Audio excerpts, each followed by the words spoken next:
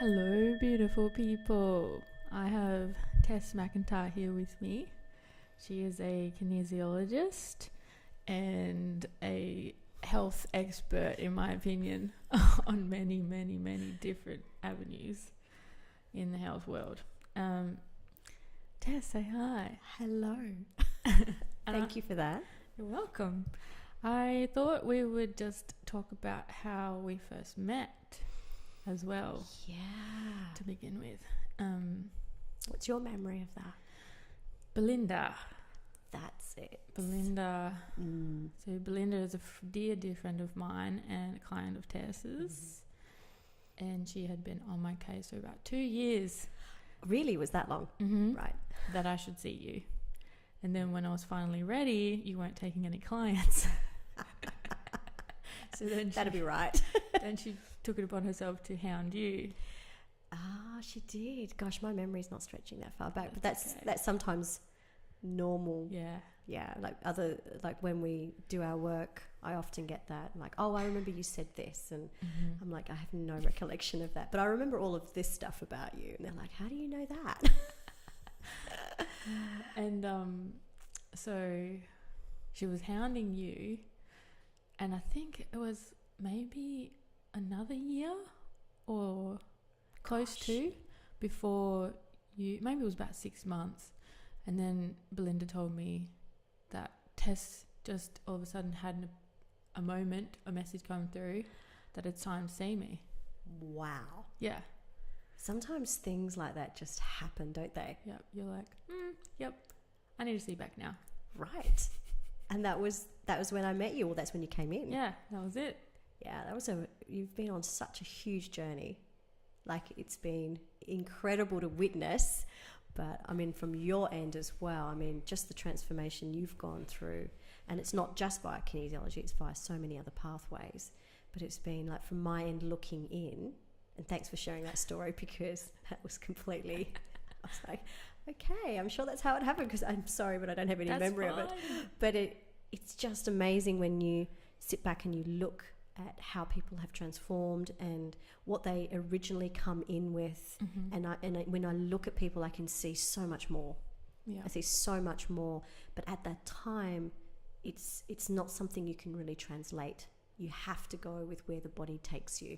So that's why we work the way we work, and it's actually the best way, because you know, like we all do, the best way to approach your health. Yeah. And deep all down. It's almost locked away. Yeah. It's so locked away, but you do know how to do it.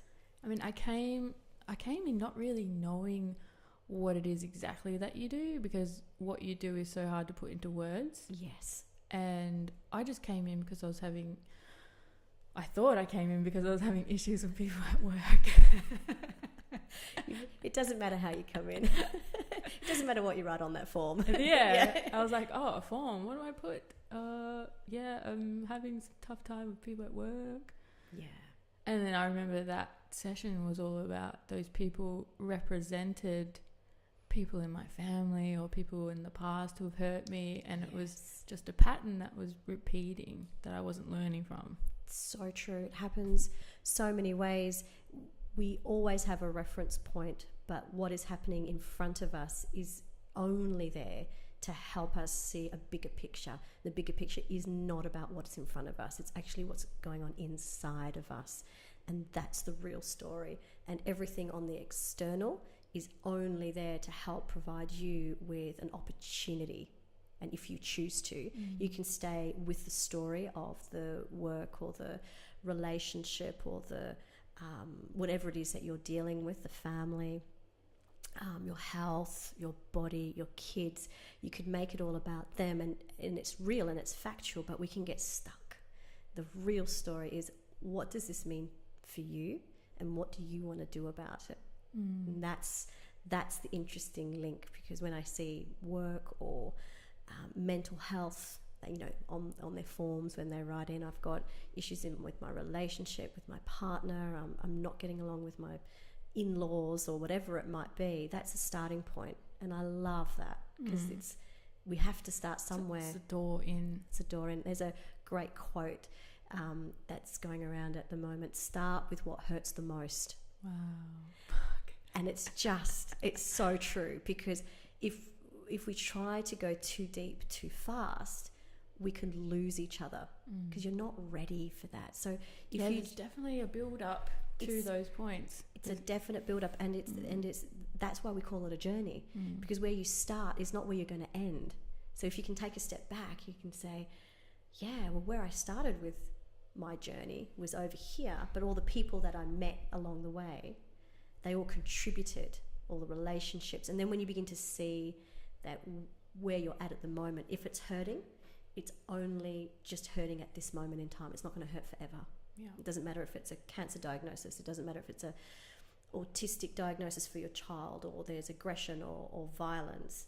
It is just a starting point, because beneath that, that's the real you, and that's the magic. And that's what I see when people walk in, but that's not what I can say. No, yeah. I can't say that. But I love being part of that journey. That would take a lot of patience on your end to working with people and judging when it's safe enough for you to point out things that are obvious to you but not to them yet. That'd be tricky. It's a fine line, and I have a great reference point via kinesiology and muscle monitoring, where it's not up to me to make that call. Yes.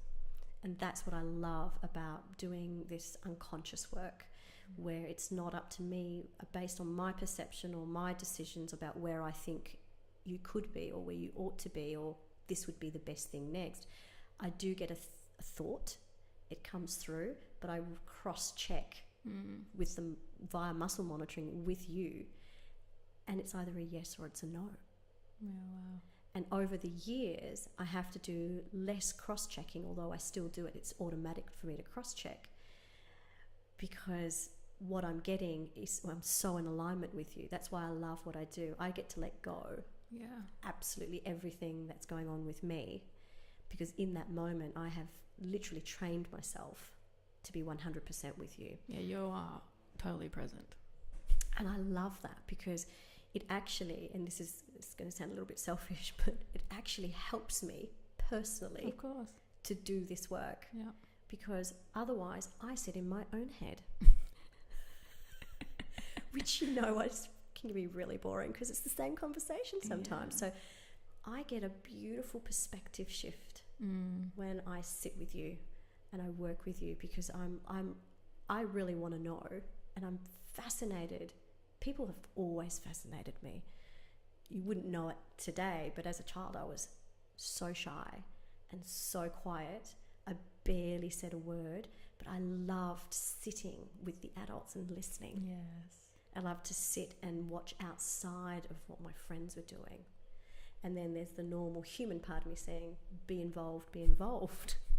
And that would usually mess things up. So I had to find a beautiful medium that sort of allowed me to work with you, but in a way where it's not me as such. I had to remove my personality. So how did you come across kinesiology then? Yeah, that's a great story, that one. I was working in the UK, and it was time for me to come back home. So I'd been there for 5 years. And my husband at the time and myself, we decided that, it's time to move back to Australia and begin our life, because I'm originally from Perth. And he was all for it. So I met him in Perth, went to the UK, spent 5 years just working, and in my old career, which was as a surgical dental nurse. So it was a high pressure, high stress job, working with people and health, and in a private sector as well. So there was a lot of other considerations in terms of business. So it's a steep learning curve when you're working in a health industry, but it's also a business at the same time for those families. So I was working for a husband and wife team, and they're an amazing duo, and it was time to leave. So I was pretty much running the whole show, and I was actually ready. I was ready to go, but I didn't want to come back to Perth and do the same thing. Yeah. Because I already was doing that when I left. It's a whole new chapter coming back. And the strangest thing, for weeks and weeks prior to me arriving in Perth, when I tried to visualize what would I do, when I got to Perth. Like, what would I do? Would I just do what I had been doing, which at that point was probably about 15 years in the industry? And all I could see was greyness. It was just grey, and it confused me because I'd always had a very clear career path. And when I kept seeing the grey, I was like, what does that mean? Like, why can't I see? It's obvious, Tess. You're going to get a job either in private practice or back in as a public servant, so working for the government, so in government health, which is where I was working previous to my departure from Perth. And I thought, it's easy. It's done. It's all set. But I couldn't see that. So it was so interesting. I landed in Perth, immediately got a job, but not in oral surgery. I just went to work back with a regular dentist, but a startup practice. Oh, yeah. So he was from South Africa, had spent 16 years in San Diego. They decided to immigrate as a family to Perth, and they decided Perth was the best place for them to live.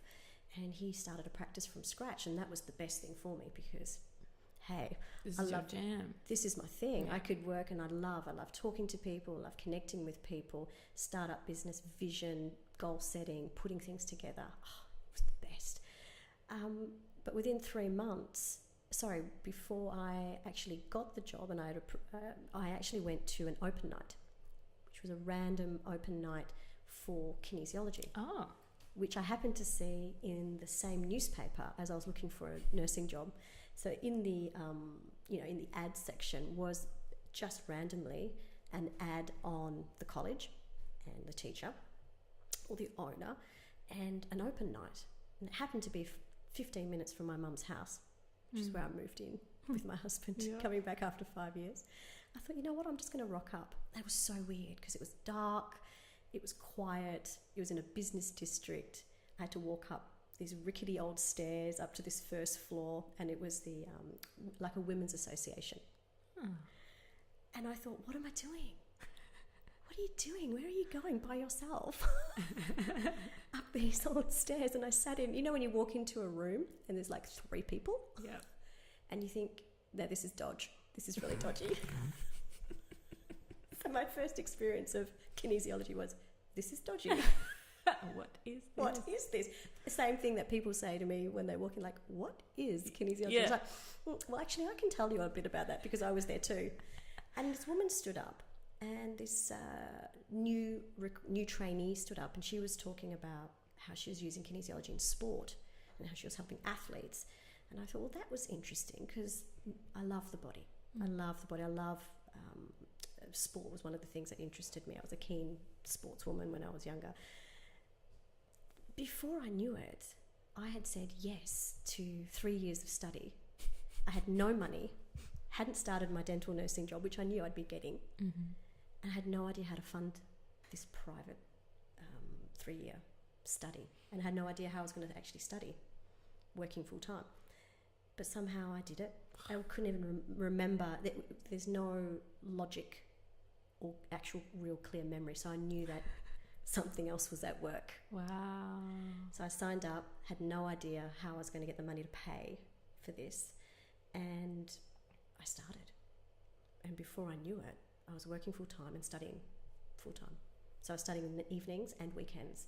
So I literally had no life, which was really not the best place to start up a new beginning with your husband in a new country. Yeah. Is to be constantly away from home. So, but yeah, that was how I started. That's amazing. That's so random. I thought that'd be like, I don't know, I thought you would have heard of it before, and so it was just something else jumped in. I was like, you're doing this? Yeah. I have a huge skeptic inside of me. Yeah. It's a big skeptic. I think that's good though. I quite as long as it doesn't hold you back. I just know when the skeptic's talking these days. Whereas before, the skeptic would jump straight in. And because I came from conventional medicine, anything that was outside of that and that wasn't, there wasn't a randomized clinical trial that confirmed the validity of said practice or said pharmaceutical. We worked in dentistry and we worked in medicine, so everything had to be validated. Yes. And if it wasn't validated and there wasn't enough backup to validate what it was we were doing, we wouldn't do it. Mm-hmm. And of course, because it was the health of the patient. So I totally get that. So then I move into something called energy medicine and muscle monitoring. And I'm like, what is this? What am I doing here? How does this even work? But the thing was, it did. That's what it actually did work. And I was as surprised as the person I was working with. So there was mutual surprise the whole time, because what was coming through was correct. On the head, nailed it every single time. I was like, this makes no logical sense. I have no idea what I'm doing. How could it possibly make sense for that person? And, you know, it didn't matter how many times I tried to cut it up and make it sort of make sense. The only thing that made sense was chaos theory, quantum physics, energy medicine. And then it made sense. I thought, well, there is a science. It's just not the one that I'm used to. Yeah. So that's why I had to move. So that's when the skeptic got quiet. Lovely. But it's a fun journey. I still am amazed every day. Yeah. Every time I work. So I see a lot less people than I used to see. So my interest has now moved into some different areas. But I still love kinesiology. It's very grounding. But the different areas tie in as well. Absolutely. And I just keep trusting. Yeah. It doesn't matter. Because it really doesn't. It doesn't matter if you do kinesiology or you do some energy medicine or you take Panadol for your headache. It's all healing at some level. Everyone's at a different spot. Yeah, I'm at the moment where I'm at is just the crossroads of where I venture to, because I've been getting a message that I need to start up the energy work again, and I haven't wanted to. Just because I was getting in the way. I was, and taking things personally when the client would have a hard time, and I didn't want that for them, but that's not my choice. They're bringing their stuff to the space that I create for them to express it and heal it. Yeah, you're providing an amazing time. It's like everything gets suspended and it's just about them. And that's one thing that I've noticed we lack is space and time for ourselves, and we never really give ourselves that time unless we then consciously make an appointment, say with yourself or with someone that's 100% there, and it surprises them what sometimes comes up because it's already in there. Definitely. Yeah. I'm glad I've taken this time not doing anything and to kind of debate myself about that issue I was having, and I've come to the realization of it doesn't matter what goes on for them, it's all for their highest good. It's all right. Everything's perfect. So the trick is for me these days is how do I keep them integrated in the present moment and supporting them in those difficult moments where it's really where a lot of information is bubbling up from the unconscious and it's just breaking through the conscious. And it confuses them because they have no reference point. They just don't have a conscious reference point. And yet at the same time, when I pause and say, are you okay with this? Does this make sense? Even if it doesn't make sense. I say that all the time. Does it make sense? Even though it doesn't make sense. It sounds like it's counterintuitive. It sounds like we're going around things in a backward fashion. But the answer is, and their face is so expressive, it makes sense. I don't know how it makes sense, but it makes sense. And that's just a confirmation. I might try that. Well, even after our session's done and then the big stuff starts to happen for them, a lot of them haven't reached out to me and they've dealt with it, and then they've thought, I've caused it. That's what I was taking on. Yeah, that's very common. It can be very common where we're not within ourselves 100% confident in our belief of what it is that we're actually doing. So move back into belief that you actually do know what you're doing and it's perfect for them. And as you grow, different clients will come through with different experiences, but it was perfect at that moment for them. So really try not to get too engaged that you did something, because you didn't. Yeah. I know that consciously, you didn't. Yeah. I was just head fucking myself, really. Yeah. It's bad ground. Do not go there. You can burn yourself out. Yeah. Because you get a drive or a calling, and at the same time then your personality or what you've learned says, you're actually hurting. And so, yeah, all it means when I see that in people that are like just starting out is like, no, come back to your belief. And it's okay if they don't come back to you. It's okay if they don't understand. It's okay. But with the stronger you are in your belief and the more you stabilize with that, the more stability you'll see with your clients, and they'll come back and they don't understand, but they'll get it. Or the next favorite thing that happens is like, I just knew I needed to see you, Tess. Yeah. I've had a couple of those. Yeah, I just knew I needed to see it. There's no words that accompany that. It's not even rational. Yeah. It's just they pick up the phone, they're like, oh, hey. And I'm like, hi, how are you? And I've experienced that with you. Yeah. And Many times. And I'm like, come back. Hey, I'd love to see you. It's great. It's time. It's time. And sometimes at the beginning, it's worthwhile to encourage those regular sessions. So, fortnightly or 3-weekly or even monthly, depending on the, I would say, the severity of what's presenting or how long it's been with them. So with children, it's usually pretty fast. 3-5 sessions, and then it's maintenance maybe every quarter or even twice a year. With adults, we just carry more, and we've suppressed more, and we've coped with more. And so we look good on the outside, but actually on the inside we're like a hot mess. Yeah. But once the connection is made, if they choose to, then they know to come back. And it's interesting because sometimes I recognize people that have stopped seeing me and then they come back to see me about a year later. And in that year, I've done a lot of training or I've done some learning. And to me, I'm like, oh, you just needed me to go and grow. So I went off and did some growth. Yes. And that's why you stopped. Yes. So it's actually something bigger at work. Yes. See, we love to make it all about ourselves, don't we?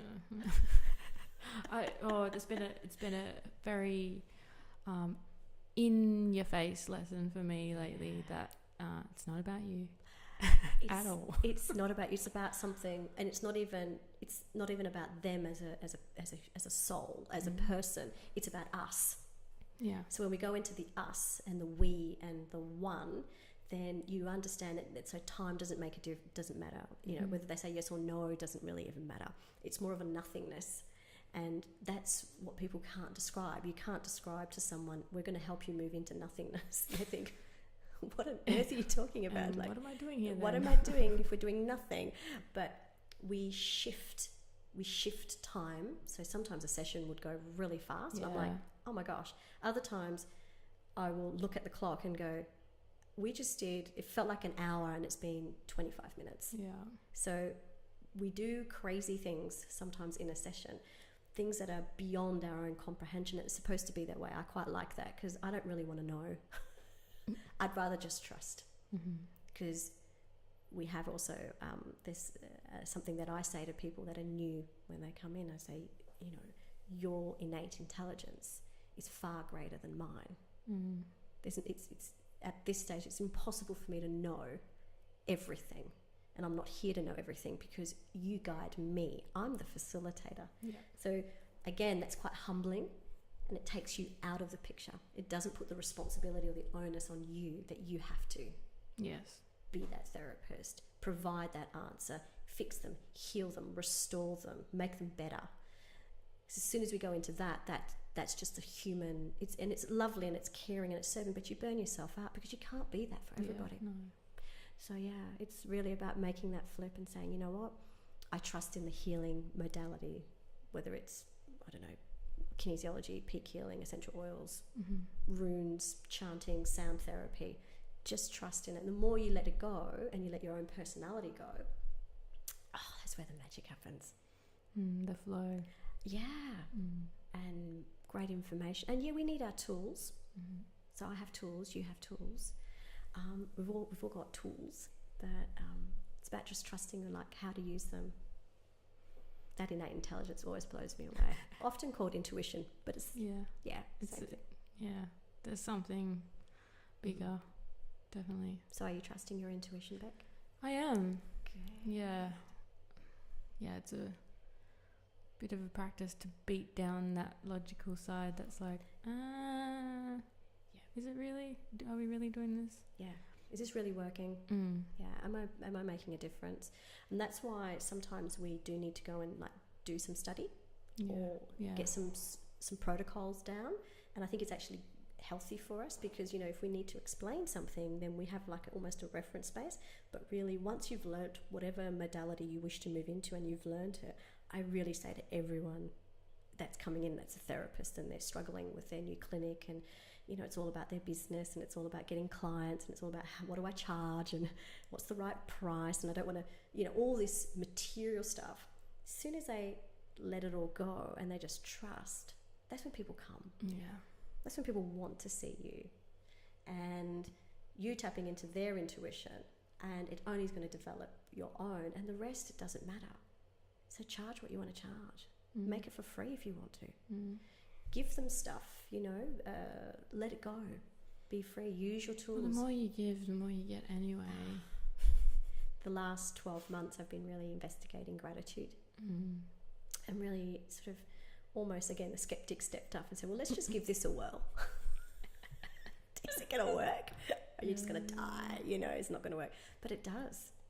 It's an incredibly powerful energy. What a friend said to me yesterday, because I sent her a message saying, guess what I got?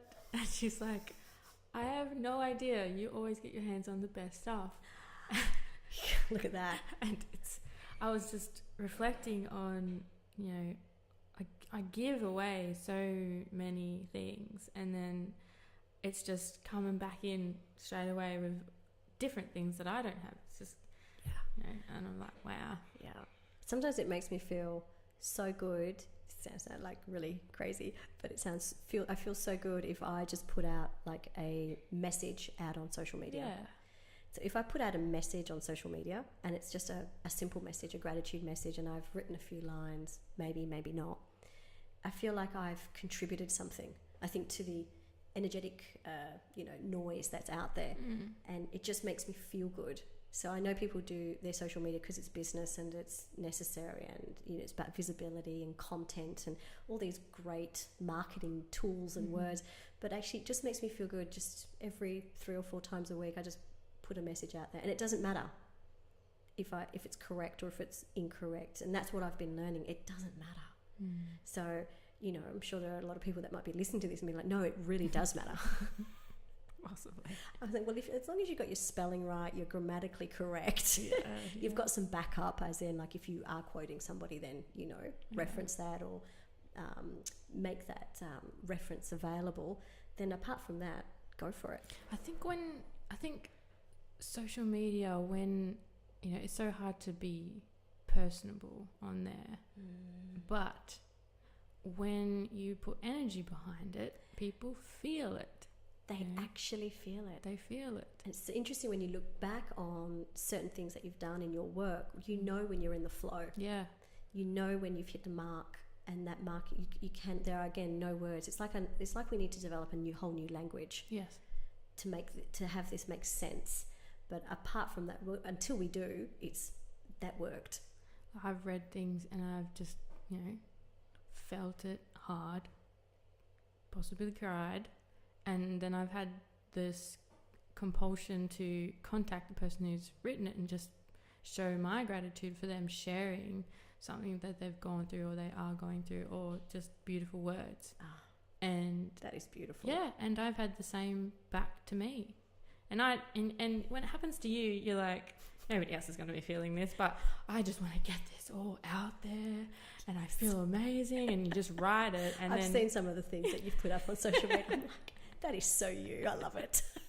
And then people are just like, oh my God, I feel the same. And you're like, wow. That's what I mean when I said earlier, we're the oneness and the unity. We actually are the same. We just have a slightly different flavour to those experiences. Yeah, very true. So it's still hurt, or it's still abandonment, or it's still rejection, or it's still I'm not fitting in, or it's still our self-worth, or it's still about whatever it might be. But it's always the same. So when you share your personal story, it's going to touch someone. And that's why my son, my 5-year-old son, had his first go-kart meeting on Sunday, and the midgets, as they're called, which is like a 5-year-old racing class. There's no race as such. They just get into their little go-karts and go around the track, like practicing. So just practicing. There's no structure. There's no start and finish as such. They just do a few laps, and it's to get them to get used to the track and the flags and the crowd. Is super safe. It's very safe. What should be doing. Very safe. At the end of the day, they brought the little midgets out first for presentations. And so Oscar was so excited because he could see all the big trophies for the real competitors. I'm like, no, love, they're not for you, but you'll be getting something. But the kids ran, all 6 of them ran and stood on the podium, because why wouldn't they stand on the podium? And so there's a few messages that came through about, oh, Oscar got 3rd. And I'm like, no, there is no winner, there's no loser, it's just kids. But at his speech, random speech, all the other kids being good kids, thanks mum, thanks dad, thanks nanny, thanks poppy, thanks such and such, such and such. And then Oscar gets up and he holds the mic for the first time, never held a mic, holds a mic, and he says, I did something special, but I don't know what I did, but it was something special. No. By this time, everyone's like, what is this child saying? And I'm like, I have no idea. And he says, oh, I cut out some paper. I thought, what an awesome way to introduce yourself publicly. Yeah. Is to be completely random, completely yourself, make no reference. Don't thank your mother and father, because, you know, who cares? Yeah. Everyone already knows that. Mum and dad, you're 5. You didn't fund it yourself, mate. But I think the idea is that what really struck me is that there was this individual that had come out. Yeah. Who just said what he wanted to say. And he, feels special. That is so he awesome. did something special. Yep. And he did. Mm-hmm. He's a 5-year-old with a go-kart license. That's pretty special. Yes. So I think what I'm trying to say is that the more we are just ourselves, there are some norms. It would have, it didn't bother me at all that he didn't thank either of us. I'm sure he will when he's 9, 10 and 15 or whatever. It was clear he wasn't coached into what to say. No, there was no coaching. And as he got up there and he got the mic, I thought, oh, what's going to happen here? I didn't tell him to say anything, because I'm as unprepared as he is, right? Yeah. And he wasn't coached. You're quite right. But that, to me, that struck me because it was him. And it wasn't that it took away anything else from the other kids.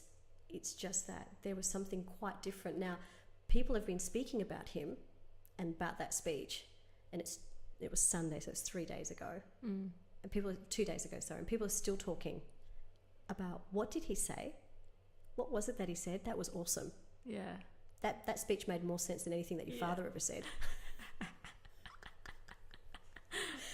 So I love that to me, apart from the fact it was the randomness and how irrelevant it was for everything, but that's what I adore. I want people to just be themselves and just be free and open and just say whatever they need to say, and stop thinking about convention, stop thinking about what they should be doing and how they ought to be doing it, because it's like a mind control. Our culture, especially our Western culture. This is just me speaking, but this Western culture that we need to, we're time poor. It's all about a race. It's all about competitiveness. It's all about the next degree with the better job, with the more pay, more power, more status, more pay, more power, more status. Oh my goodness, no wonder we're all burnt out. No wonder we can't connect. And behaving certain ways. Yeah, and that's why we're the most drug addicted, dependent, fearful, sort of group of people that have ever come through in history. We're not allowed to think. No. We're not allowed to feel. And the disconnect, and for men in particular. Men in particular, I find, have a really hard time. So keep doing what you're doing. It's not about, do you know what I mean, Beck? Well, the other day I had a meditation on Thursday, and what come through was a realization that even though I was on my own, I was still behaving like I was being watched. Oh, wow. I wasn't able to express myself even being on my own. And then So interesting. Yes. And then I'd realised that clearly I'm not able to express myself around others. And it's just kind of crept in there. And so I need to express myself as if I'm not being watched all the time, even when I really am not being watched. Exactly. And I just forgotten. We do. And that's the child. Yeah. That's the child in you that wanted to express and run and play and, make a mud pie and eat it and didn't care. I felt sick. Well, I won't do that again. But, we're always told, we can be told there's a certain thing, you need to be up at this time, eat this food, get dressed, you're going here, you're doing this. And then it's just a whole series of rules. And I think it squashes us. So I believe we need structure. I think as humans, we like structure. So we like to, go to work and check in and check out and do a good day's work. And that could be any work. It doesn't have to be paid work. Just it's a sense of satisfaction. But apart from that, once you've felt that, then the rest is just be free, be yourself. Just do what you need to do. And don't let anyone ever tell you how you ought to be. You need to be the guide and the judge of that. That's it. Everything else is just fluff.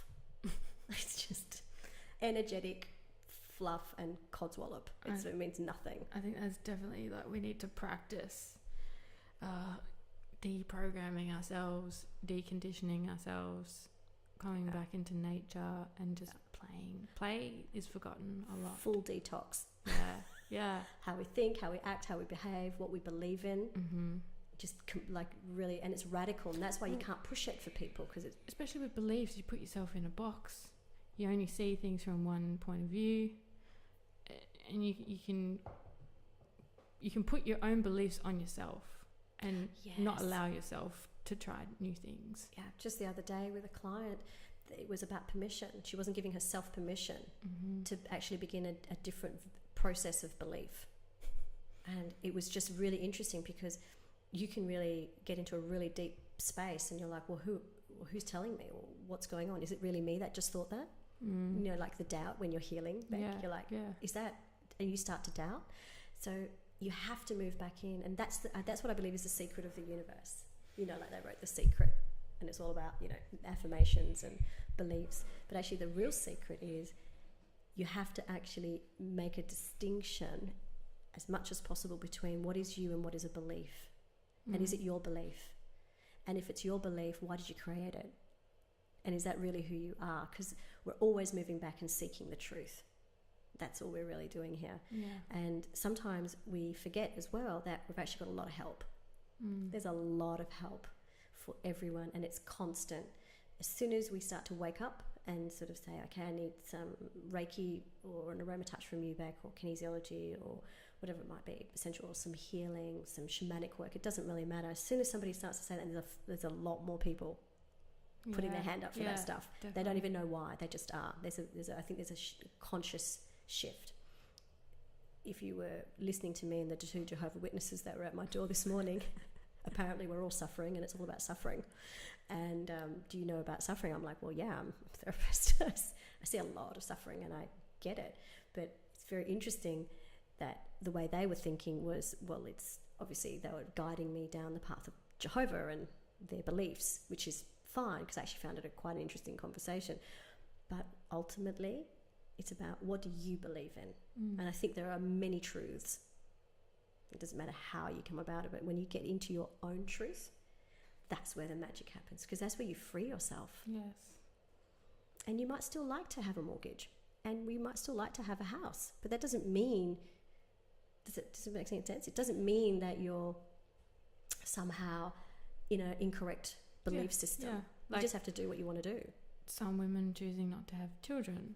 Yeah, absolutely. People go crazy. Yeah. Because they don't understand it. And they think that's not the way you're meant to be. Well, you have a uterus, so you've got to use it, right? Yeah. Those eggs are just going to waste. But it's a choice. Yeah. It's absolute choice to either procreate or not procreate. But there's a beautiful message about creating. because, in uterus or prostate, it's all about creating life, isn't it? It's potential, but you can do whatever you want with that potential. I mean, you still have choice. Yeah. Yeah. It was really interesting with the Jehovah's Witness gentleman at my front door.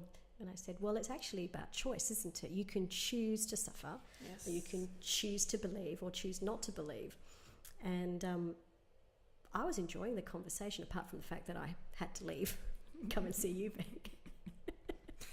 But I thought, this is a great segue into what we're going to... I was like, I wonder why this is happening right now, 15 minutes before I need to leave home.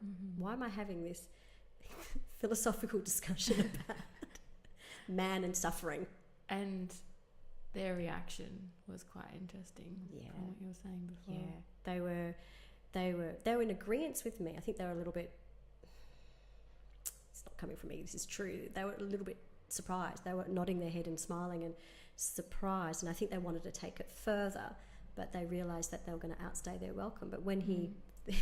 and control the narrative back to their agenda. Exactly. So when he said, I think my wife you'd enjoy speaking to my wife, and, can we come around for a cup of tea? And I thought, yeah, but there'll be boundaries. It's interesting about using the word speaking to my wife, not speaking with. He could have probably said that, but maybe I got it wrong. Don't know. Yeah. So we'll see if they knock on the door again. You are a good speaker. Am I good? You are. You're so good. Not when I sort of said I was a kinesiologist. I think I sort of pushed a few buttons there. Well, did they even know what that was? Do you think? Well, I'm not sure what their beliefs are on outside intervention to help you find your own God. No, that's probably no. It's probably a no. Because I believe you have your own God, your own communication, and that can be in any form that you choose. So on that theoretical level, I do believe there is a God, and I believe there are passages in very important texts that have been written, Bible being one of them, and they resonate with me really deeply.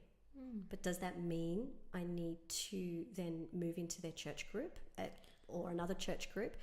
But on one level, maybe because I was raised Catholic, there is a draw card. There's something that draws me in, and I've known it for a very long time.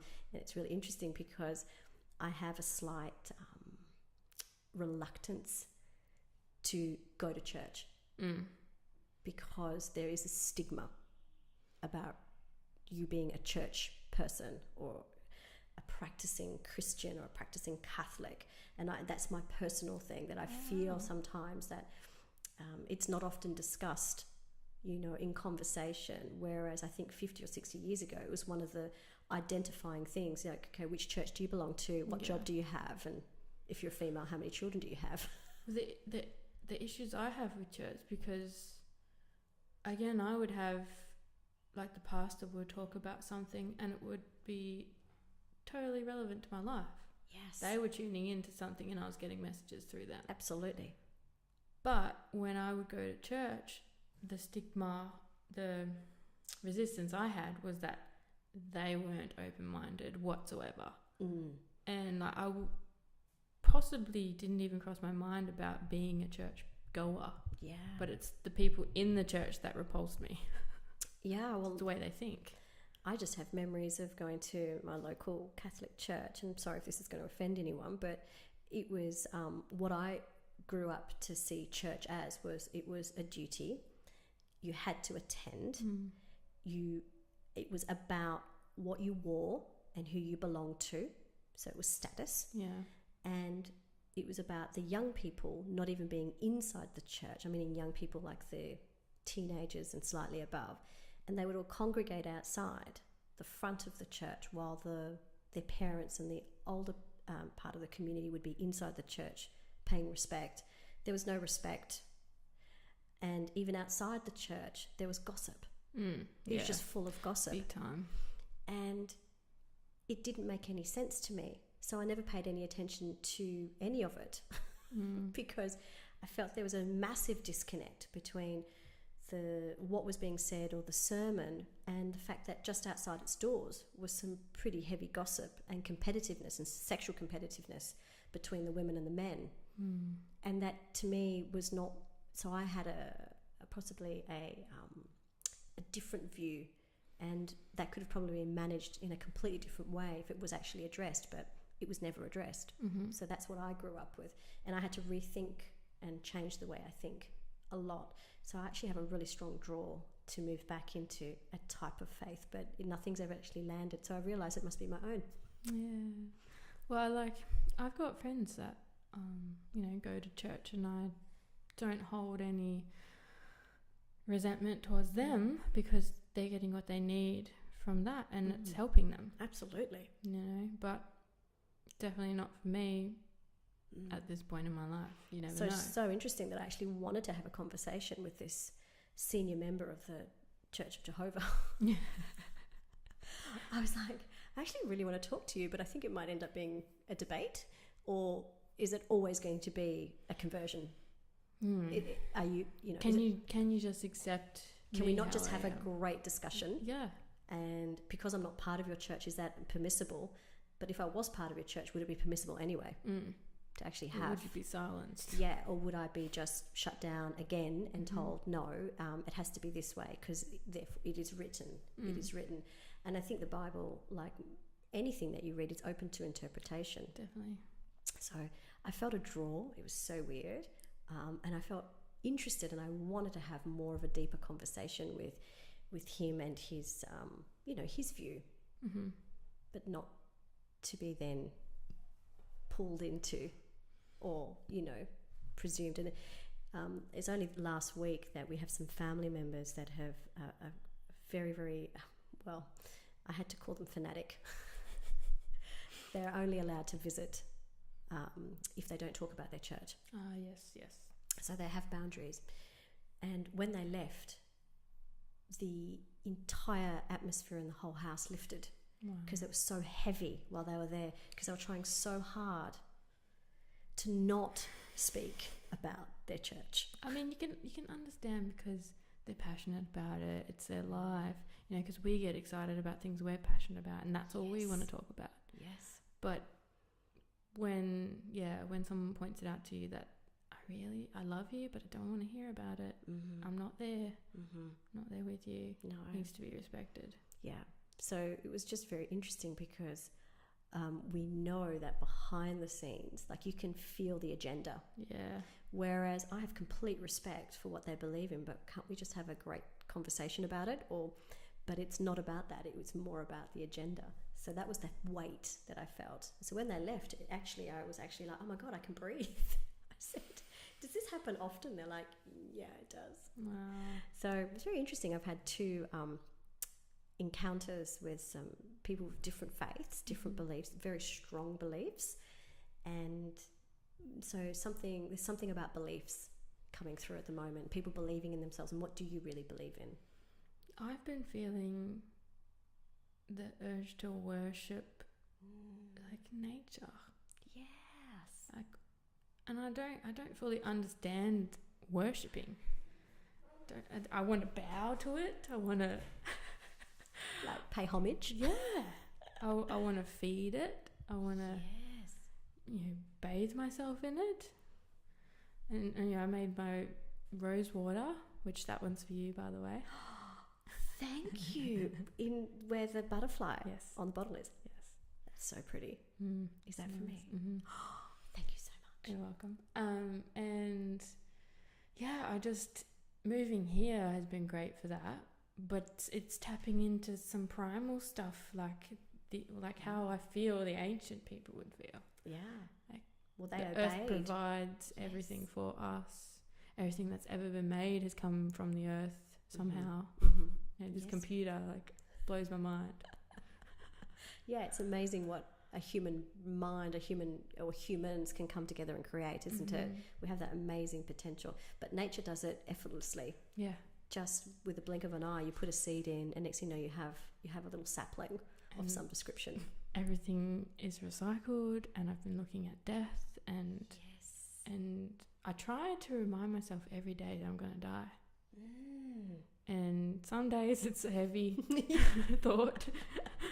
Other days it's like a anxious thought, and then a lot of the days are really like, savor this. Yes, that's what my question would have been. So with thinking of death each day, does it help you live each day? It is. Now that the less fear that I have about death, yes, the easier it is to live. That's right. And do you feel your inhibitions relaxing? Yeah. I'm feeling spontaneous again. I'm feeling wild. I'm feeling young again. Yeah. But at the same time, I'm finding it hard to plan for the future. Okay. Yeah, I just want to be here now. And I often will slip into feeling like I'm going to live forever. Yes. Yeah. And then you'll hear something on the news, or you'll hear about someone you know that has died suddenly. And you're like, oh, and especially if they're young. Yeah. You're like, oh, God. Yep, I could die any day now. Let's go back. I've got to live. I think it'll come to you. Yeah. It'll come to you. I think we need to. So I'm like, I don't have a will. I don't have any of that. I'm like, do I need that? Then I'm like, do I need retirement money? Like, I struggle with practical things. Yeah, struggle with that stuff. And I'm just trying to get over that fear of death right now. Yeah. But is it the death because it's final? Is that you? Like I know that the body is no longer here, but does that also mean you? Like, how do you think about you, not your body? Yeah, it's so hard to try and say what you think is going to happen and what you think you know. Yeah. But I think that my individuality will be gone, and I will merge back into something that knows all, is all, loves all, creates all, destroys all. And whatever lessons I'm learning here just get added to something. I don't know. And to Beck or to a greater whole? To the source of everything. Yes. So yeah, I do definitely feel like this individual Beck will dissolve. And that's probably where the fear comes. Like, some days I'm like, I never want to do this again, this whole life thing. And then other days I'm like, I am not doing enough and I'm not living my potential, and I should be doing everything I love all the time. Yes. But it's so hard to freaking do that and make You'll money. Yeah, you will get there because when you already think about yourself today and maybe that first session you had with me. So you look back and recall that Rebecca, and then look at this Rebecca here and what we're doing right now. Like, who would have thought? Yeah, I wouldn't have had the guts to do this. No.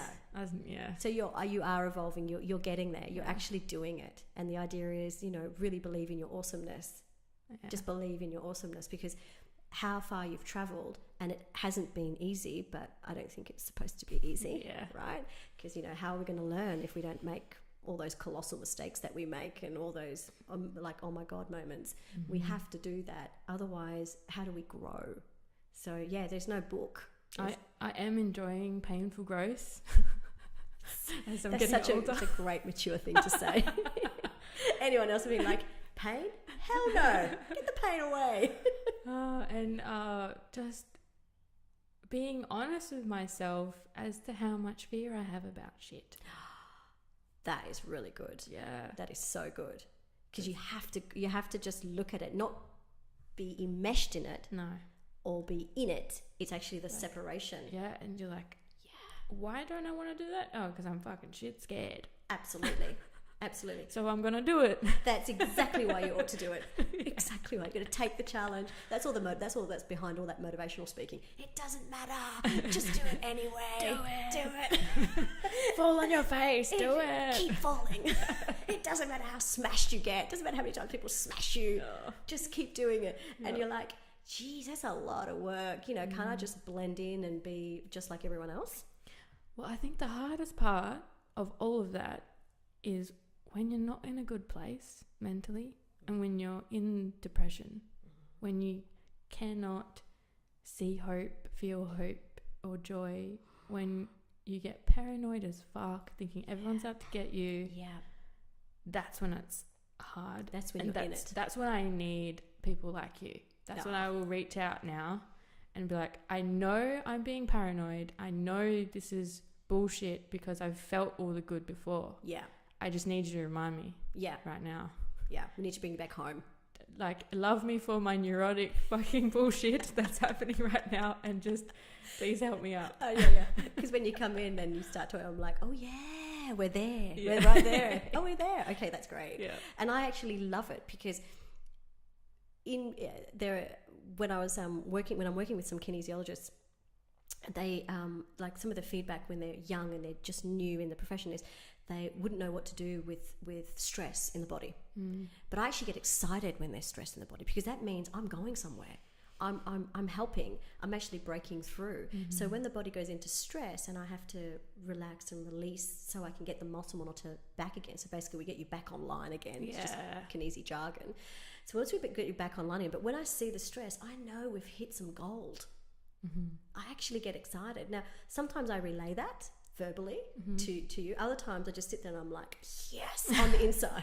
It's like a quiet yes on the inside. I'm like, okay, so show me. Well, it's kind of perfect timing because if you're strong enough to get yourself to the kinesiology office, it's going to get unlocked. It's going to get unlocked. Yeah. And I must say, with the peak healing that I've been doing, which is a new type of healing modality, which I'm adding in at the end of my kinesiology sessions, it's just added a new dimension. I think there's a shift in kinesiology and in energy medicine at the moment. I think there's a huge shift in people understanding that and believing in something else. I don't know if you've noticed, there's a lot of healing that's being done, and there's new modalities which are just done face-to-face or even via Skype, where some of them you're not even touching a person. Wow. Yeah, and peak healing is similar.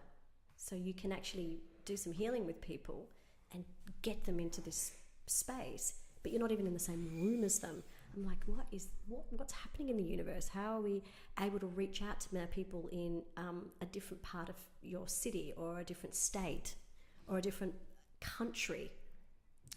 Well, via something like this. I have had remote healing done by energy workers. Yeah. One in particular, Steph, Magically Eccentric, shout out. Yeah. And of course, my skeptic comes in. I've had a healing session with her before, one in person, and I was convulsing on the table. Wow. And nobody had ever created a space for me to experience that apart from psychedelic medicine. Yep. And so I felt calling to contact her and have a remote healing done because she's not in Perth anymore. And I was in my bedroom. She put her on loudspeaker and she did her thing and I was convulsing again. No. Yeah. That is insane. And now I can tap into that myself. Wow. Before even having the remote healing done with her, I can tap into it on occasion. I've been up at work before bed and just started convulsing, and I know it's just trauma being shaken from my body. But to have that happen in a remote healing as well, and it's fascinating, isn't it? Ping 500 times. Yes. I'm a PR. Yes. When I'm getting rid of stuff. It's a good release. Yeah. And it's amazing that there's all these new modalities and how I was just again randomly went and did this module 1 of peak healing, which for those that don't know stands for physical, emotional, intellectual, energetic and core. So healing across those 5 layers. And I've only done the first module, so I'm only sort of keeping it to the end of my sessions, but that in itself has deepened the session. Have we done a peak on you? Where you're at my feet? Yes. Yeah, I could feel the energy flowing through and out the other foot when you had one hand on. Yes. And then I could feel stuff. It was incredible. It doesn't take anything away from the kinesiology and the fact that you can access. I mean, the amount of training that we've done as practitioners is phenomenal. The amount of anatomy that we've learned, especially anatomy and physiology of the brain.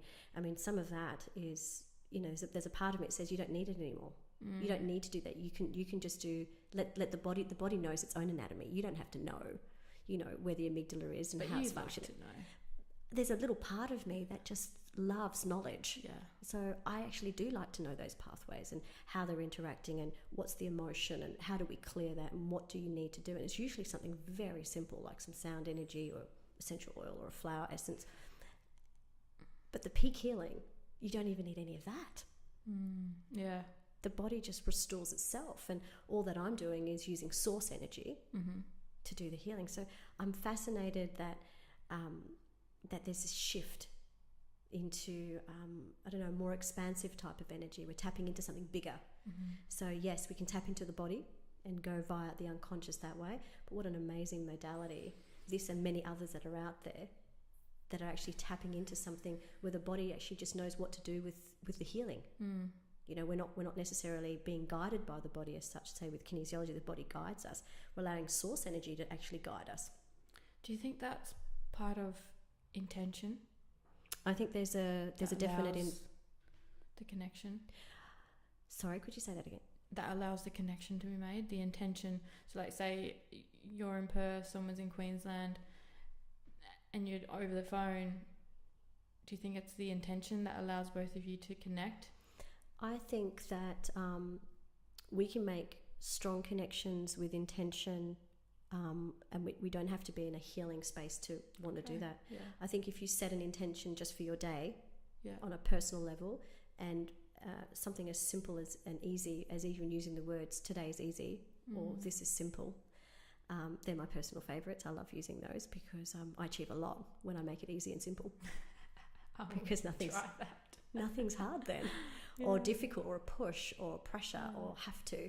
So they're my favourite words. But when we set an intention in any respect, I think we harness like 1,000-fold energy. And I think that's the actual power behind, you know, us starting our day not on our devices, starting our day and actually feeling that gratitude and just breathing. And at the end of the day is doing that clean, you know, physically cleaning the body, you know, clearing the body out, you know, using your essential oils to actually support your system because, we need more nature, but we're not getting it. So intention, whether it's in a healing session or just for your day, is an extremely powerful tool. So, I believe that an intention when you make an appointment to see me, you're setting up an intention. When I make an appointment to see my sound healer, my fabulous Clare, shout out to Clare, Mind, Body, Soul Balancing. I know she's tuning into me sometimes a day or so before. Yes. Definitely, I've had the most weird sensation. I had waves of gratitude moving through my body as I was driving to her for my appointment. And all I kept thinking of was how grateful I was to have her. And I was almost like bouncing in my seat, trying not to speed because I really wanted to get to her. When I got there, I shared that with her. She said, I was just tuning into you 15 minutes ago before our session to get the room prepped, to get, you know, to be prepared. And I thought, and that was at that very moment that I thought, I need to express my gratitude in something tangible. Hence why I got that beautiful gift made from that amazing woman. It's one of my clients, Sharon Mendes. Hello, Sharon. No business name, but there it is. And that was my gratitude coming through. So for me, it resulted in a gift. I love giving gifts. So when you come and see me, I do my session, but I'm a gift giver. There'll be an oil, there'll be a crystal or something. There'll be something you go home with, something to just... I'm a gift giver as well. We just love giving gifts. So gratitude and intention. So Claire's intention was to tune into me, and it was such a powerful intention that for a full 15 minutes of the drive, I was bouncing with gratitude because of her love. Yeah. And the love she was about to bestow upon me. And I couldn't get there fast enough. But I didn't know what to do with it. So my human brain says, reward, give her a gift. And I know that even though it was somebody else that's made the gift, I shared that that moment, that energy with Sharon. Sharon's put it all together. Yep. And now I'm going to deliver this back to Claire because I don't have that particular magic. The magic of making crystals and feathers and putting things together in a wand and calling in the archangels. That's Sharon's gift. And so when you do your work back, it's your gift, and that is unique. So I don't think really when you leave your body, I don't think you become quite as merged with the oneness. Yeah, because then there's the whole thing of, the echoes of energy in ghost form, or some messages that come from our loved ones. Yeah, it's just like endless things. Yeah, I think the understand. physical body definitely is the vessel, but I don't think we lose you. Okay. I think you transform and you move back into a home, a sense of oneness, a sense of community, a sense of belonging, a sense of, letting go of all this I don't belong stuff that we have such difficulty here, whether it's race or culture or politics or economy, all those separations. I think we let go of all that material, like earthbound human stuff, third dimensional stuff, but that I still think you retain back. Like, I know on the other side, I will know you. Okay. I will know it's you. I don't think you'll just be this formless soul. I think there'll be a lot more cohesiveness and oneness. But when I think of you, it's just like when you think of an angel, or you think of a loved one that's passed over, or you think of someone in love, they become real in front of you. So when you call in your archangels when you're doing your work, or you call in even your pet, there's something energetically, it's a signature. I don't think I'll ever miss you on the other side, Beg. I'll know your signature. I'll know it's you, and I don't think you'll know it's me. That's cool. I would like that to be the truth. Yeah. So my fear sets up and says, well, if that's the case, then how would you feel? So this is like, this is one of my deepest fears. How would you feel if you lost your son? Yeah. Like, whoa. Like when I go to that place, I'm like, so my whole being vibrates like losing a child. So they're over there, they're not here, but the human wants the body. Yeah. You want that person. Of course you want it. And then there's that divide of, but I'll see you. I know you. You're still there. You're not, just because your body's not here, can I still communicate? All the with grief, when I deal with a lot of grief at work, and it's to do with the loved one passing over, or a child or a parent or someone, is how do we help them reconcile that grief? Because they're grieving over the loss of the human, which is tragic and horrible, and the last thing I would wish on anyone, but it does happen. Yeah, cycle it's of life. It's going to happen to all of us. It's going to happen. Everyone. They're still here. They're still alive.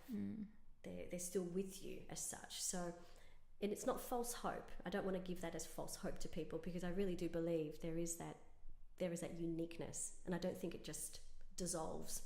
I think the body dissolves back into the earth, if that's how you care to go. Yeah. Many options. There are a few options, actually. I only decided last week, now that we're talking about this subject, it's really weird, that I would like to be cremated. Wow, okay. And as a Catholic, it's like, what?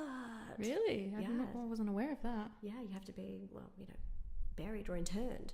Okay. So, yeah, I was like, oh. What's interned? Oh, popped into, a mausoleum as such. Oh, right. Yeah. Ugh. Yeah, so, yeah. So buried in the earth or popped into a box. At this stage, I think I would like to be buried in the ground without a box or anything, so I could actually decompose. Yeah, beautiful. Well, that's essentially what happens. Well, depending on the box. I read an article that they were unearthing bodies, and they're still kind of preserved from all the preservatives we've been consuming in our bodies. Well, yeah, that's sad. I often think about what we pee into the ocean. Yeah. Because what we put in, we excrete. Yeah. And where does our waste product go? Yeah, pretty much. Water into the ocean. I'm thinking, my goodness, what are we doing to our oceans if we're, using a lot of drugs and pharmaceuticals and all sorts of unnatural things? Okay, we have a liver, but I don't think the ocean has a liver. Just the ocean detox. The poor whales and dolphins. It is a big ocean. Have you spoken to Craig about what he wants? What, when he passes? Yeah. He's very sensitive. I did mention that we saw something. I think we were watching an episode on Netflix of something, and it dealt with the death. It dealt with the death of a child, and the main character I think it was Vikings actually. I Oh, think he was wow. thinking about the children and the life that he had with Lagatha, his, the character, his wife, and how they'd lost their daughter. And we're watching towards the end of the Viking series, and he's now an old man, and he's, coming to terms with his own death, which is what he willingly put himself up for. So throughout the series, as he's now letting go of this life, he's naturally going back to some of his regrets, and the death of his child came up. And I looked at Craig and I said, well, that if Oscar was to go, and you were to go, or I was to go, that I will meet you on the other side. I will find you. I'll know that you're there. And he actually got tears in his eyes because it was really emotional. And I was like, oh my God, I'm getting emotional too. But it's the truth. I really believe that if we pass, maybe, whether we want to call it premature or not, but when we do pass, that we will meet on the other side, that I will find him, that I will be with him, because I don't have a body. I don't have time anymore. I'll be with you always.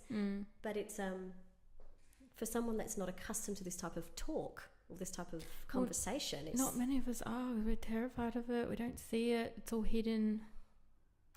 I love the fact that you're dealing with death every day. It makes you live every day.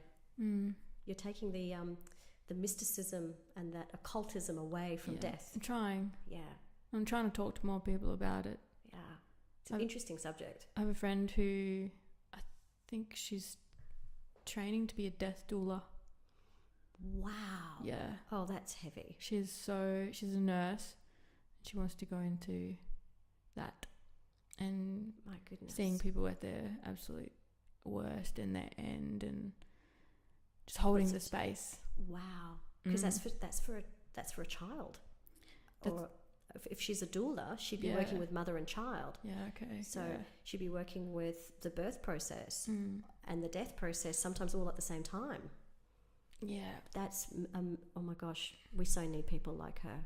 And she's done palliative care as well, and she was telling me how she's seen people vomiting up their crap, and I'm like, really? Some of us go through that? She's like, yes. Yeah. Some people have a horrific end.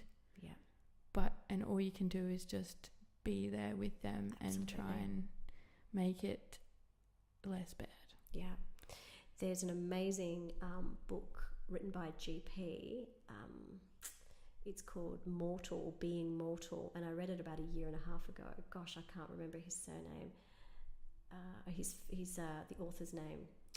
It's called Being Mortal, and he was discussing how we could be a lot more clearer with our loved ones about respecting their wishes and asking them how we would go about, what would they desire to have about this whole process of life? How would they like to end that life? How would they like to, what was their send-off be with what, before, not just waiting and pretending it's not going to happen. Yeah.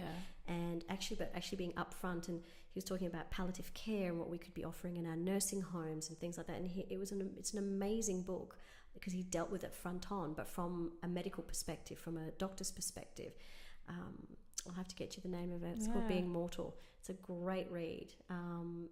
A little bit factual and medical, but that's fine. But actually, the essence was, how can we respect these final weeks or months or possibly days before we leave, and do we have that system in place in palliative care in our nursing homes? So I think people that work in those fields see a lot, but we don't know what happens. Yeah, so that's an amazing story about people getting rid of this, literally getting rid of probably 60, 70, 80, 90 years. Wow. How did we get here? I'm not sure. I thought we were just talking about kinesiology today. I think we covered kinesiology, we covered belief, we've covered religion. Yeah, well, can you imagine having kinesiology as a way to ease the transition into death? Wow. Yeah, so what, on a practical level, we'd need to use a family member to surrogate for the person because they might not have any muscle tone. Wow, yeah. So they wouldn't be able to actually be muscle monitored. And I love when you do that, surrogate The surrogate is one of those things that my skeptics like, come on. Yeah, no, it works. But it does work. Yeah. The thing is, we need consent from the person as well, not just... I often get like a wife coming in saying, can you help my husband and can you work through me? Can you do the work? Can we talk about my husband and he needs the help, but can you do it? And I was like, no. Yeah. So sorry. And yet there are other schools of thought that say absolutely. Well, what I would say to her would be, as you work on yourself and change your energy, his will also change. That's exactly what we do. Yeah. So in the end, we actually help her grow. Yeah.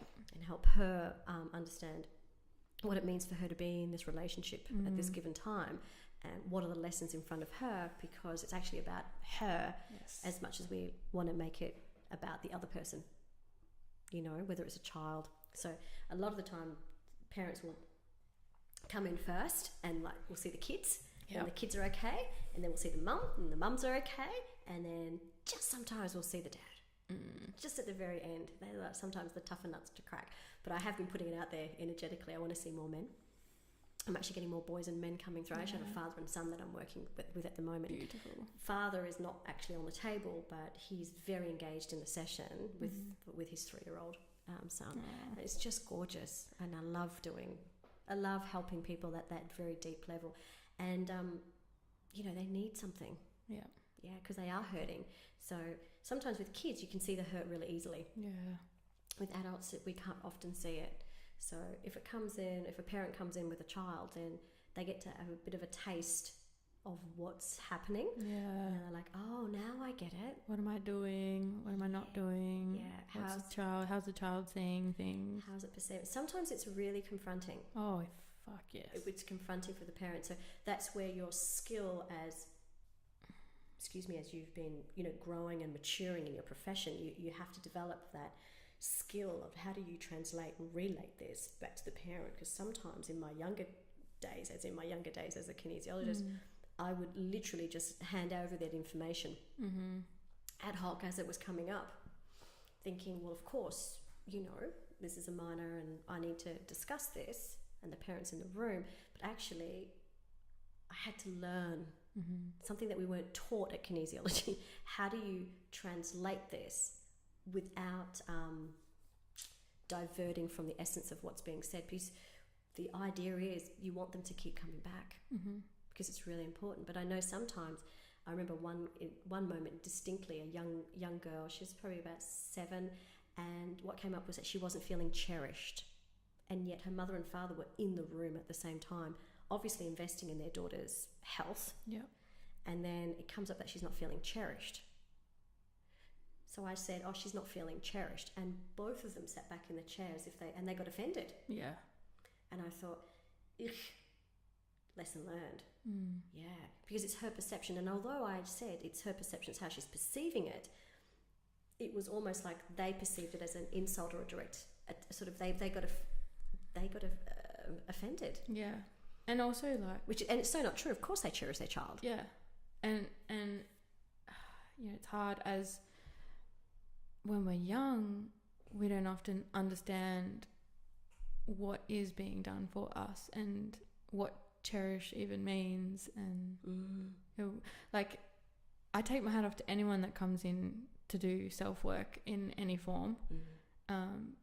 With kinesiology, I've found the amount of times I've been lying to myself and you've been telling me my truth, and I'm like, that is so hard to swallow. So hard. You so don't want to hear it.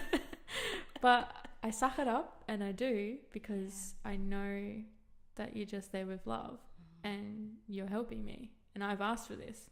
Yes. Right. Even though people have asked for it, sometimes they don't understand what they've actually asked for. Yeah.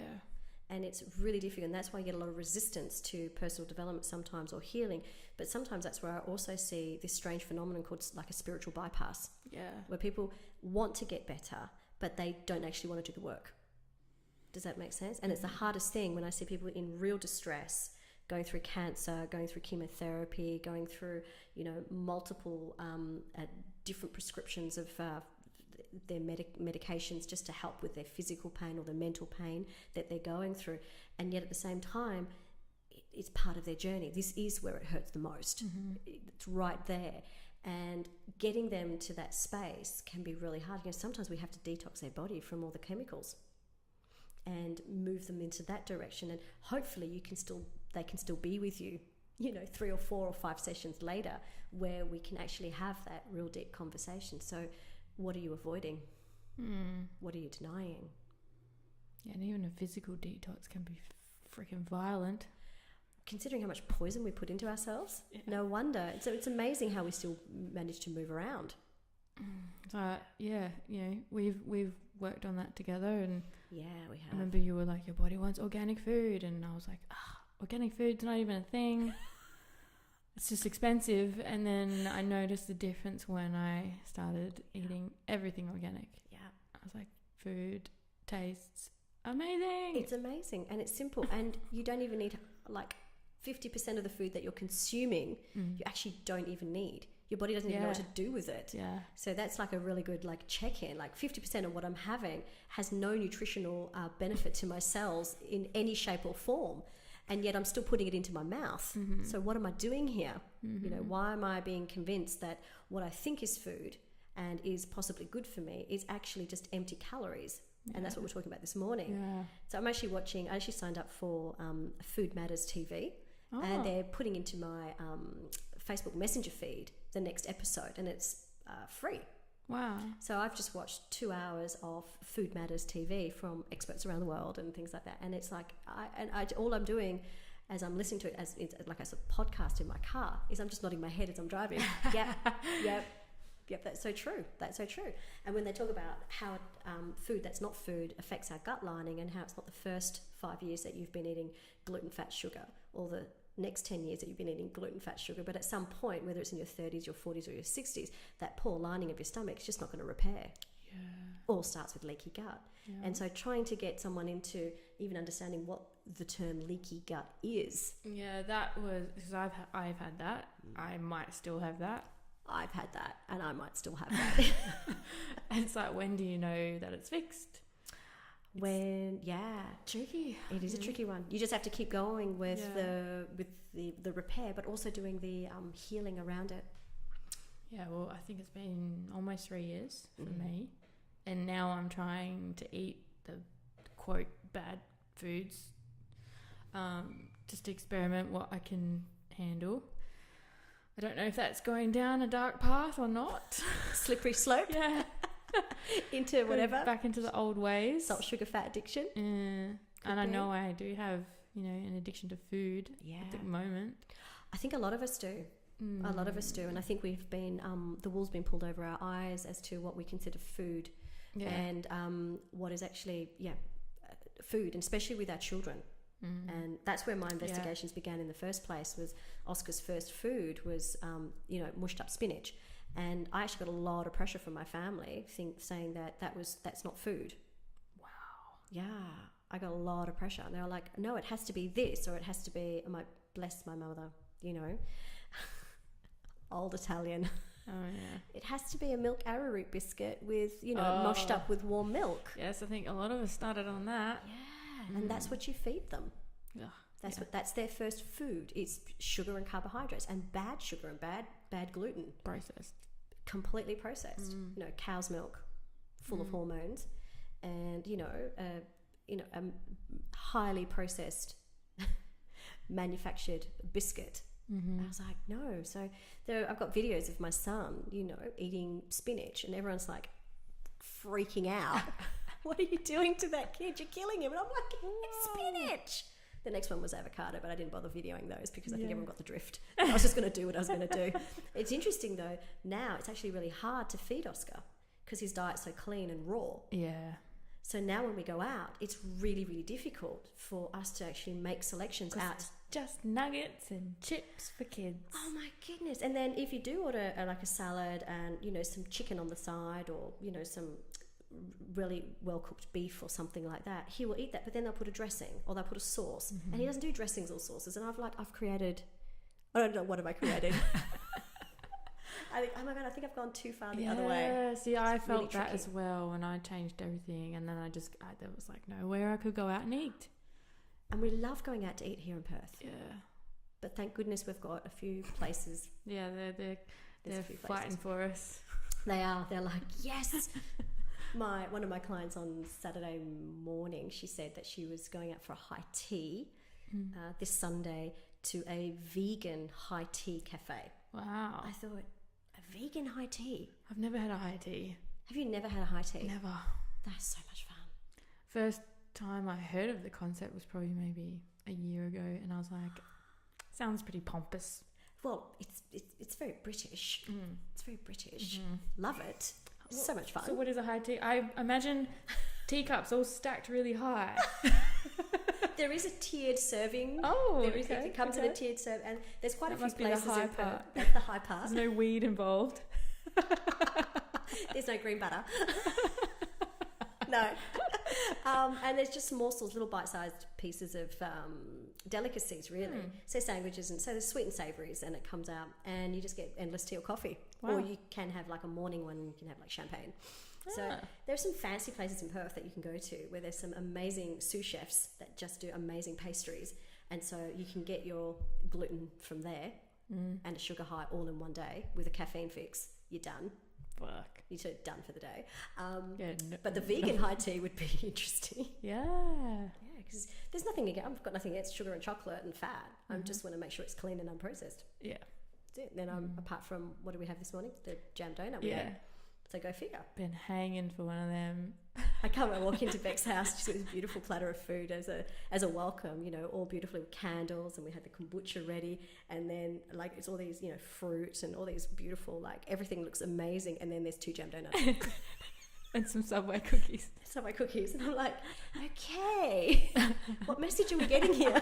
I've been a gluten-free vegan, almost all organic for the last 3 years, and now I'm trying to...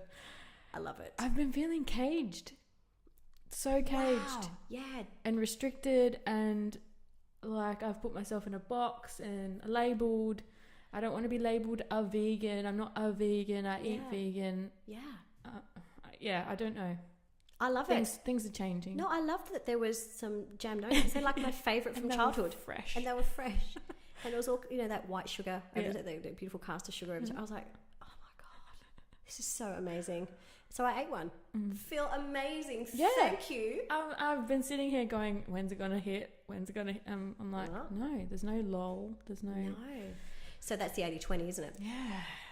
I love that. Doing it right so far. Doing it right. Just play around with it and just go with how you feel. Yeah. Yeah. Let your body be the guide. I had some bloody vegan ice cream the other day. Vegan ice cream. Immediately got the shits. Did you? Yeah, and that never happens. Oh. That never ever happens in the last 3 years. So your body's going, no more vegan ice cream? Yeah. You just need Peters? I don't know. I don't think milk is... I'm not ready for milk yet. No, I wouldn't be ready for milk. But I had a fan towel the other day at work. Can't have that. Nah. Felt that straight away. Yeah. But I can eat Subway cookies. Yeah. Well, I had a coffee the other day, which is unusual for me. I actually had it was an almond milk, so I went almond milk, but a regular coffee. And I had it, and I was like, I think that was because I've given up coffee for several months now. And being Italian, that's actually really hard because no one understands why I've given up coffee. So I was like, are you insane? Like, what are you doing giving up coffee? I was like, no, it's pretty cool. But I'd had, I think in the last 2 weeks, I think I'd had about 3 coffees. And then on Sunday, I had just an iced coffee down at the track. And I could feel my body at that point had said that the 3 that I'd had in, 8 days was actually too much. So I was experimenting. Yeah. I was like, let me just see. No desire to buy one, have one, or make one at home. Quite happy with which was my chais and my spiced warm milks, really. And but then my body was just like, I think that's it. So now I feel like I don't want it anymore. Yeah. So you'll do the same. What? Yeah. You'll do the same. My body is pretty loud to me. Yeah. I mean, and I've never drank coffee either. Yeah. So I can't even sympathise or empathise with anybody who's trying to stop coffee. Yeah, it was really interesting when I put it up on Facebook. I don't know how many people commented saying, well, you should try this and try this and try this. And it swung from, are you insane, like, don't be crazy. Like, what are you doing? Don't be so stupid. Wow. To, oh no, you need to do roasted or organic dandelion, and try the mushroom coffee and all of that stuff. So it's very interesting. To get your little buzz. Is that what the... Well, they were just basically saying it's a replacement. Yeah. So they were offering me several different options to replace and other ways to get, I suppose, a little bit of a fix. Yeah, okay. Or a replacement fix versus you're completely hilarious. Why on earth would you give up coffee for? And interesting because, you know, it's very social at my home. Being Italian, we'll have a shot black, we'll have an espresso. And it's part of that ceremony and ritual. So with my father, my mum would be like, oh, well, you're not drinking any coffee, and then Dad won't really sit at the table. So, because he wants to have a coffee with me. So Mum will fill up my espresso cup now halfway through, and I'll take 2 sips, but I'll sit with him. I'll just sit with him, and he'll have 1 or 2, as they do. But it's the ceremony, so I don't want to give that up. Okay. I don't want to give that up. So I will have it. So now I say yes, but I certainly don't finish the cup, and they're only tiny little cups. But yeah, I'll have a sip, and my body's like, good, you're done. But I'm doing it for something bigger. Yeah. I'm doing it because it's my time with my dad. Yeah. Yeah. So at least not beer. That's interesting. Or wine. It can be wine. But yeah, with the coffee stuff, it's really interesting, isn't it? How, and the perception, it's like anything. People's perception. You're doing energy medicine. You're healing. Why did you give up a really good job being a dental nurse? You know. Yeah. Like when I left mining for a short time, people were like, "You're crazy. You'll be back." I was. Especially in Western Australia. Yeah. Where it's like massive. Everybody wants it. Everybody wants a mining job. I'm going to put some wild orange on. Feel free to grab any that you want to put on. I'm going to grab a blend called Aroma Touch. That was in the diffuser blend. Because it has basil and marjoram in it. And I'm feeling like I need the basil and marjoram. Thank you. Well, this has been so much fun. Yeah, when do you need to go? Soon. Soon? Yeah. It's 1:36 now. now. I've got some videos to do. Cool. Love the world of online business. Yeah, there's so many things I want to talk to you about, and we'll just have to keep doing these. Yes. Let's book in another time. It was fun. Yeah. You'll have to go back and find out what we spoke about. I love it. And you know, we'll get the hang of it, and the more I do, the more I'll get the hang of it, and stop being so frightened of sharing personal crap with people. I think we both shared today. Yeah. But I think that's really when I listen to a podcast or when I'm listening, I love personal stories. Yeah, that's the only way I really know how to communicate. So, you know, going all the way back to Oscar and his speech, it was just personal. Yeah. And I love that. Do you know what I mean? Like we can do Google search. We can find out stuff.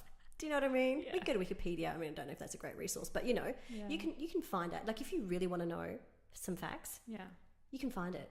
There's a website. There's a public speaker. There's an article somewhere. Somebody's written it on their website, so it's done. So if people want to hear about you, they want to see you and hear about you. But you know, I still have my gremlins. Yeah, they still come out and play. I've got 3 videos to do today, and I'm like, What are they for? So one is for my doTERRA business. So it's just a message on how to work a recent promotion that we've got on. So to give people a little bit more of a heads up, you know, how's it working? So that's just that's that business. I'm an accountability manager for a Australia-wide, and again doTERRA team sort of incentive. So called a silver incentive. So it's just to help people gain more confidence in themselves, really. It's personal development. Yes, it's to do with the oils and sharing the oils, but I'm an accountability manager, and this week is my week. So I had a chat with my upline, and we decided to do a video on sharing you. Okay. Sharing you, sharing your biz, not being frightened. This is what you want. You're in the top 5%. You know, nobody really builds doTERRA businesses. It feels like there's a lot of people everywhere around the world, and like everybody's building a doTERRA business, but they're not. So there's only really 5% of people that are in this particular rank that are, you know, building a business as such. And it's like, look, guys, don't get so head up. Just be yourself, share your story. So that's my angle. So yeah, I got the green light for that one. You're fitting that this is happening. Yeah, so there's all this is happening, and then there is a third video, which I've completely gone blank on. That's okay. I can't remember. It will come back to me. I have to do another one. Of course, it's for the Super Sunday event that we've got on in Perth this Sunday. Here, so in Success, we're doing with my team, the Tessa Bells, we're doing 3 to 4 events a year, which is a team event where we're going to be discussing health and well-being, essential oils. It's fun. We've got some food lined up. We've got some speakers. We've got someone coming in from Beyond Blue to talk about mental health. We've got a naturopath talking about women's hormones, and then we've got all our own specialties. So it's just like an information day, but it's fun, and we've got, I think, 6 or 7 speakers. So we've crammed it all into 4 hours with an afternoon tea. We've got some Itovi scanning, so that's that little scanning device where we can, do a readout on your, what your body needs in terms of essential oils. So that's my third video. Got it. Gonna tick them all off. And a podcast. Yeah, great. Yeah, I've done 2 of these this week. I want to get a few in the bank and then start releasing them. Yeah, it's gonna be great. Yeah, I've got to line up some more people for the next break. You will. Yeah, I'm sure there's people that just want to talk about themselves and their view. Yeah, it's a great medium. I learned something from everyone. Yeah, and I learned a lot more about you today. Yes, that I didn't know. There you go. Huh? Love it. Sometimes you just don't. Well, it's better if you don't go in with too much of an agenda. Yeah. Just set an intention to have fun. Yeah. And because I was like, what do I, Beck, give me the format. What are we talking about? No format here. No, nothing. And I was like, blah, blah, blah, blah, blah. So thanks for listening to my ramblings. That's fine. My personal ramblings and stories. Love your ramblings. It was great to go back to how did I start off with kinesiology, because, we move on so fast that we don't even think about those early days, but... Yeah, it's good to reflect sometimes. But you're welcome back anytime. Oh, well, and as frequently as you like to come back. Oh my God, that's just like an open invitation to someone that can't stop speaking. I have not ever had enough of you, Tess. I know it's been years, right? Yeah. It's like, what's going on? Yeah. No, it's good. This is I think it's just huge the way our relationship has changed. I know, and I just. You've helped me immensely. I'm better not cry. You've changed my life. Oh, darling. It's been a pleasure. You've become a mentor and a friend and family. Oh, now you're getting me. So now we're gonna end the podcast with tears. It's been an emotional hour and a bit. However, how long have we been here? I didn't even check the time when we sat down, so I think it's been just over an hour. I think maybe a bit longer. Oh, darling. Well, it's been my pleasure, and the more I can do, because, you helped me grow. This is the first podcast I've ever done, so love you it. Never know where your relationships lead you. Yeah. You just got to say yes. Yeah. Keep saying yes. This is awesome. All right. Thank you for listening, everybody. Thank you very much for listening. See you next time. Bye. Bye.